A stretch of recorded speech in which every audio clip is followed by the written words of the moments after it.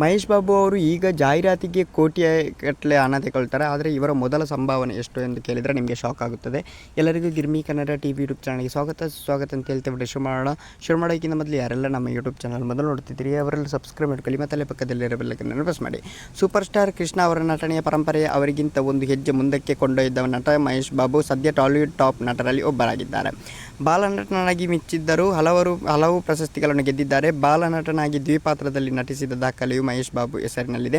ಈಗ ಒಂದು ಸಿನಿಮಾ 100 ಕೋಟಿ ಹೆಚ್ಚು ಸಂಭಾವನೆ ಪಡೆಯುವ ಮಹೇಶ್ ಬಾಬು ಬಾಲನಟನಾಗಿದ್ದಾಗ ಮೊದಲ ಸಿನಿಮಾಗೆ ಪಡೆದ ಹಣ ಎಷ್ಟು ಗೊತ್ತಾ? ಚಿಕ್ಕ ವಯಸ್ಸಿನಿಂದಲೇ ಸಿನಿಮಾಗಳ ಬಗ್ಗೆ ಆಸಕ್ತಿ ಹೊಂದಿದ್ದ ಮಹೇಶ್ ಬಾಬು ಬಾಲನಟನಾಗಿ ಹಲವು ಚಿತ್ರಗಳನ್ನು ನಟಿಸಿ ಸೈ ಎನಿಸಿಕೊಂಡಿದ್ದಾರೆ. ಬಾಲನಟಿಯನ್ನಾಗಿ ಆ್ಯಕ್ಷನ್ ಸೀನ್ಗಳನ್ನು ಮಾಡಿದ್ದರು. ಅದರಲ್ಲೂ ಕೊಡುಕು ದಿದ್ದಿನ ಕಾಪುರಂ ಚಿತ್ರದಲ್ಲಿ ದ್ವಿಪಾತ್ರದಲ್ಲಿ ನಟಿಸುವ ಮೂಲಕ ತನ್ನ ಪ್ರತಿಭೆಯನ್ನು ಸಾಬೀತಿಸಿದರು.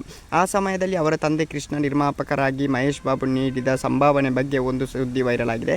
ಮಹೇಶ್ ಬಾಬು ಅವರ ಮೊದಲ ಸಂಪಾದನೆ 10,000 ರೂಪಾಯಿ ಆಗಿತ್ತು ಎಂದು ತಿಳಿದು ಬಂದಿದೆ. ಈ ಹಿಂದೆ ಕೆಲವು ಸಂದರ್ಶನಗಳಲ್ಲಿ ಅವರು ಈ ವಿಷಯವನ್ನು ಬಹಿರಂಗಪಡಿಸಿದ್ದರು. ಪ್ರಸ್ತುತ ಮಹೇಶ್ ಬಾಬು ಟಾಲಿವುಡ್ ಅತಿ ಹೆಚ್ಚು ಸಂಭಾವನೆ ಪಡೆಯುವ ನಟರಲ್ಲಿ ಒಬ್ಬರಾಗಿದ್ದಾರೆ.